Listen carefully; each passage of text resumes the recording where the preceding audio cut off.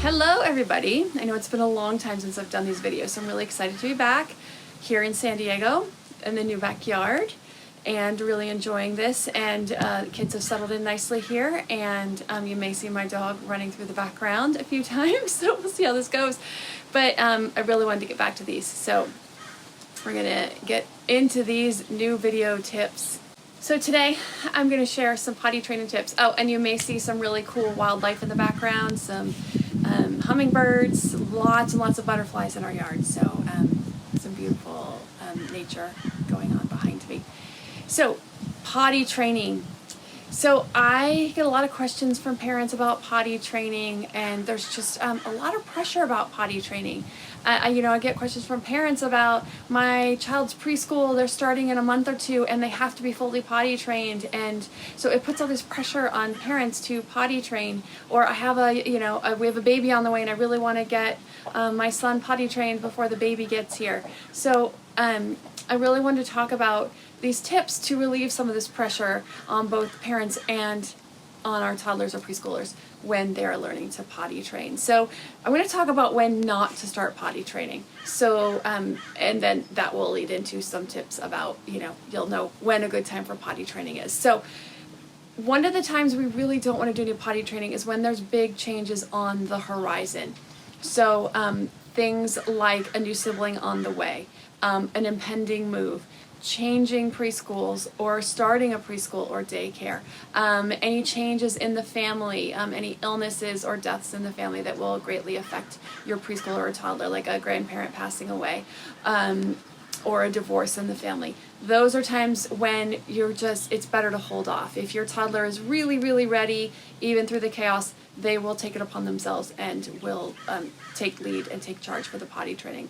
If any of these changes are happening anytime within 3 months, so once you hit your last trimester for a pregnancy, I would refrain from starting the potty training, because what if baby comes early? You want to have the potty training down really, really solid before baby comes, because often there's a relapse, because baby comes to the house and baby's getting all this attention for sleeping, eating, pooping, and sorry, I was experiencing some technical difficulties, so I had to restart this.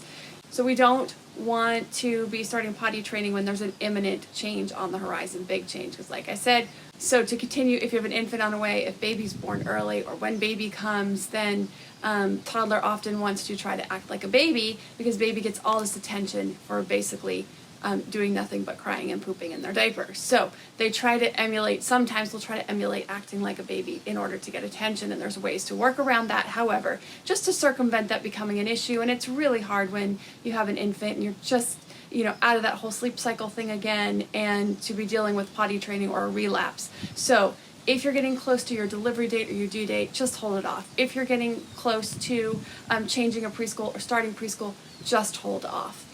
The other time we really don't want to start potty training is when our toddler is in the midst of what we call the negativism stage, when they are at the height of negativism, meaning they disagree with you all day long on every little thing. So you say up, they say down. You say blue, they say red.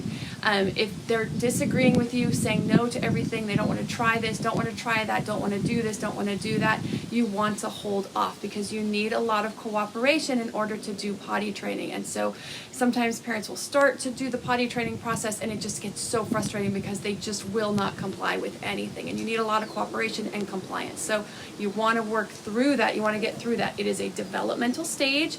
It's not anything that you need to do or to change in what you're doing. You just need to give your toddler some time to work through that developmental phase. It normally peaks around the age of 2.5, and then will start to taper off after that.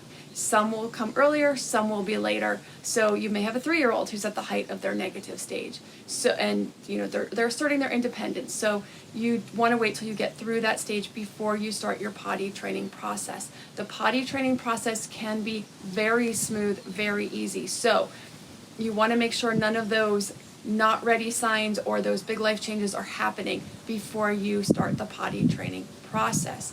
If you want to know more about potty training, I do have a class on the website at yourvillageonline.com, which covers the readiness signs, the pre-readiness signs, so all the things you can do when they are getting ready to be ready, and the ways that you can encourage just an interest in potty training, and then the readiness signs that you really want to see, which means they are ready to go, and it will make the process smooth as can be.